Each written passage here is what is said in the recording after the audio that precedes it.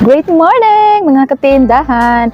Welcome kayo dito sa RTW ni Madam Claire. Ayan mga katindahan, for today's video nga ay isi-share ko sa inyo yung aming experience diyan sa pamimili, diyan sa Baclaran ni Mami Lay. Ayan mga katindahan, so ipapakita ko lang sa inyo yung mga ibang clips ng mga pinamili nga namin diyan sa Baclaran. Although hindi naman natin yan lahat na videohan nga mga katindahan dahil busy sa pamimili talaga. At nandito nga kami ngayon mga katindahan sa Tumol dahil ito yung unang-una namin madadaanan kapag kagaling namin sa biyahe.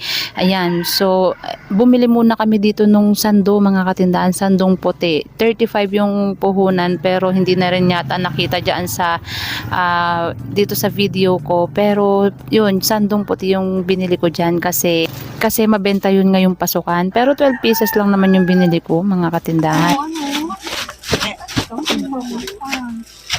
Ano yan? Magkano? Ilan? Kayo eh. Ay, hindi meron ako. Sa akin? Oo, bago ko mo. Oo. Ilan? Sandusay na lang. Sandusay. Para makabili pa ako ng iba. At ito na nga mga katindahan, yung binili natin na mga sando na puti. Ayan. So, 12 pieces ito mga katindahan. Tapos, ganito siya. Ayan. Ayan. Malaki nga ang sukat nito mga katindahan. Ano siya, free size, kumbaga. Pwede siya size small, medium, hanggang large na katawan. Pagka XL na yung katawan, fitted na to masyado. Pero sa ganito, sa katawan ko, kasya ito, diba? Pwede ko nga rin itong ipambahay na katuwaan. Kaya nga ako bumili nito is para sa magpapasukan na nga, diba? So yung mga estudyante is bumibili rin sila talaga ng sando na puti, pang doble, pang insert, ganyan. Kaya mabenta rin ito. Tapos, may bibenta ko ito dito ng hanggang 100 pesos, diba? Hindi lang siya double the price. Ang laki ng tubo natin. Kasi mga katindahan, sobrang mura lang talaga yung kuha natin. Kasi yung ganito na nasa 50 hanggang 60 pesos pa ang puhunan. Tapos pagka mga branded pa nga, ay mga 80 pa, ganyan. Eh dito, diba, 35 lang, sobrang mura.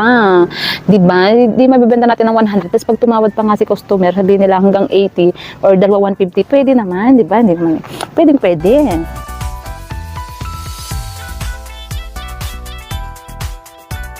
At ito naman nga mga katindahan, yung binibilhan natin ng mga shorts na pang-adult. Ayan, nandiyan yung mga 50 pesos, 55, 65, 75, 100. Ayan, diyan natin makikita mga katindahan yung magagandang shorts. At yan, diyan kami bumibili mga katindahan kasi grabe, ang gaganda.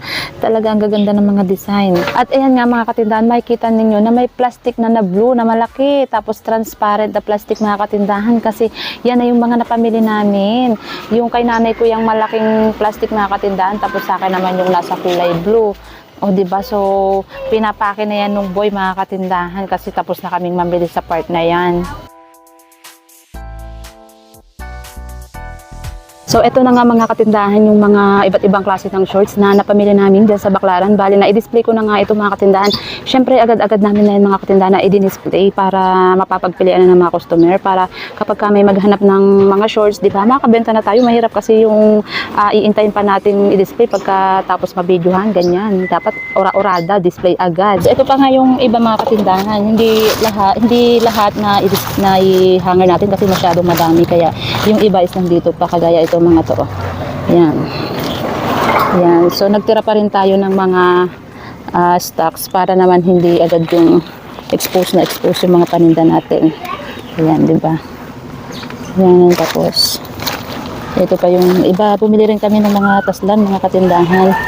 Di ba? Bukod sa mga jersey, ganyan. Ayan. Di ba? Iba't ibang klase siya mga katindahan. Diba? Isang plastic yan. Isang puno ito mga katindahan pero dahil natanggal na namin yung ibang mga shorts yan. Kaya yan pa lang siya. Yan na lang yung nandito sa plastics natin.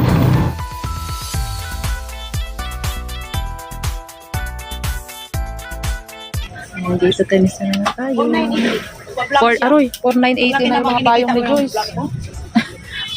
4,980 na yung kay Joyce na eh. Wala pa siya kaputi. Sabi niya kasi pagka wala pagdulog na daw.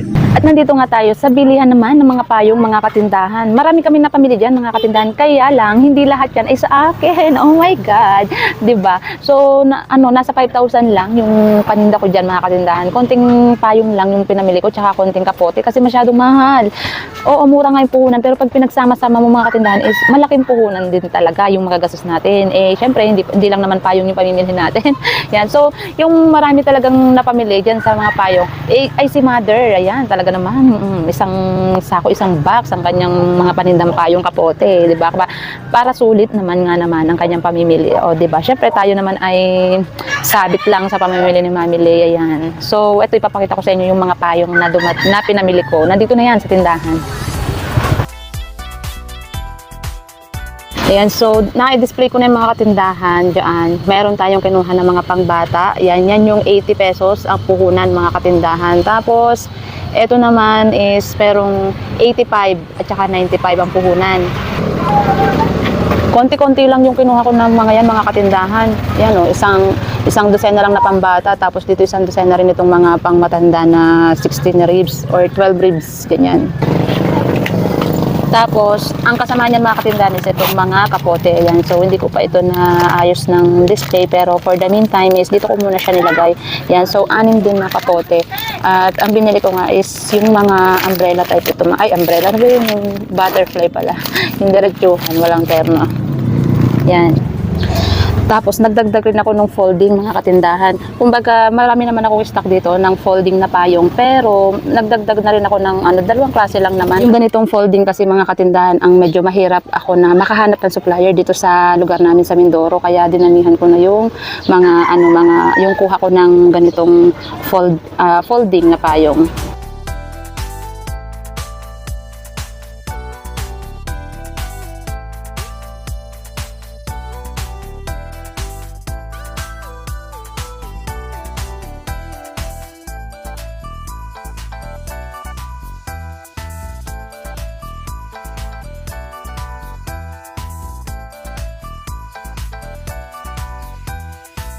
This time naman mga katindahan, ang next namin na pamimilhin ay yung mga bargain, mga katindahan ng mga pang baby, pang bata, ganyan kasi yun na yung out of stock ko mga katindahan. Buti na nga lang din at itong si Mother ko ay meron din naman bibilhin doon, kaya yan sabay na kami pumunta doon sa bilihan ng mga bargain.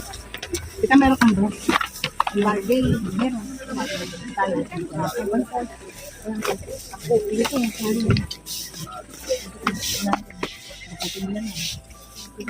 Madudukot mo ba yan? Hindi ka makakadukot dyan. Sa taas ba may brand? Wala mo na. Ayan, meron dyan.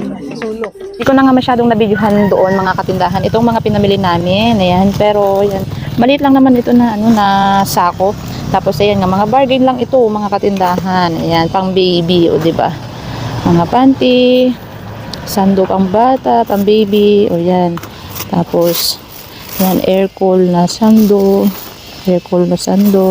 I-display ko pa nga lang itong mga katindahan dito sa dito sa aming display yan. Ayan. So ngayon ko pa lang siya ilalabas. Ito ang ganda nito, di ba? Ayan. Binili ko to para kay baby ko para may magamit siya. Siyempre hindi naman lahat 'yun, pero baga, yung iba pang benta, yung iba pang gamit ng anak ko. Diba? Yan yung mga tinatawag natin ng mga bargain, mga katindahan. So, yan lang, pare-pareho lang naman yan mga katindahan. Yan at yan pa rin lang naman yan sila. Hanggang ilalim. Puro mga ganito lang din siya.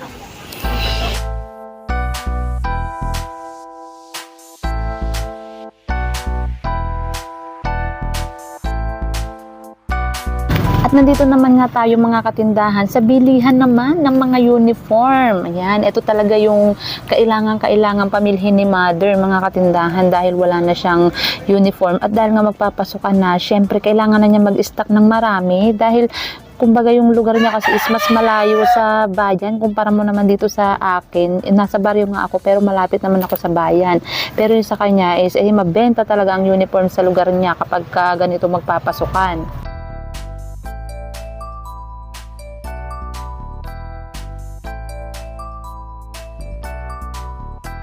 May mga napamili naman nga ako dyan mga katindahan dyan sa stall nila ng mga uniform. Pero konting-konti lang ito, isang stripe lang. Isang stripe lang yung napamili ko. Ang marami talagang napamili dyan is si mother ko. Bali, isang sakong malaki yung napamili ni nanay ko ng mga uniform. Kasi ano, alam nyo ba mga katindahan, na itong isang plastic na ito ay umabot na agad ito ng nasa 5,000 mga katindahan. Yes, 5,000 na puhunan mga katindahan. Yan, so ang kinuha ko lang naman ay yung mga wala kong stocks, yung mga kokonti lang ang stocks dito nga sa aking tindahan. Kasi kung dadamihan ko, hay naku talaga namang mamumulubi, baka yung dala kong perang pamimili ay kulangin pa sa uniform. Yan. Kaya konti-konti lang mga katindahan para nga mayroon pa tayong mabudget doon sa ibang item.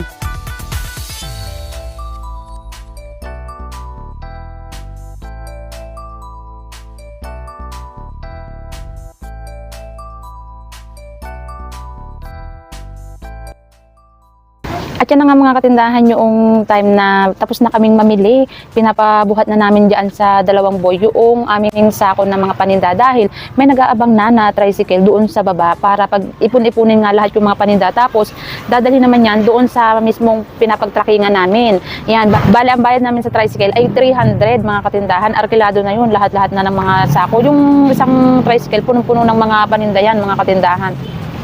Hindi ko na nga lang na videohan mga katindahan dahil ang bibilis ng mga pangyayari, ganyan, talaga namang mabilisan, hindi talaga dito pwedeng pabagal-bagal ang kilos, ganyan. So yung alam mo yung hawak ka pa lang ng cellphone, bibidyo mo pa lang pero wala na yung eksena, mga ganun, talaga mga katindahan, dapat talaga sa ganito mabilis tayo, ganyan. So ayan lang mga katindahan, yung mga gusto kong ipakita sa inyo, yung mga paano nga mamili, paano kami namili ng mga paninda, ganyan mga katindahan.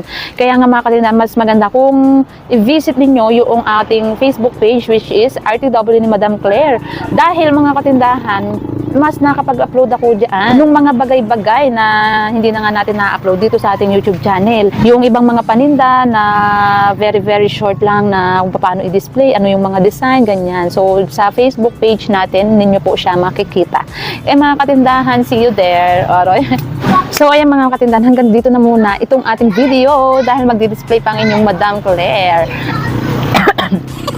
Maraming salamat sa inyong palaging panonood and happy selling!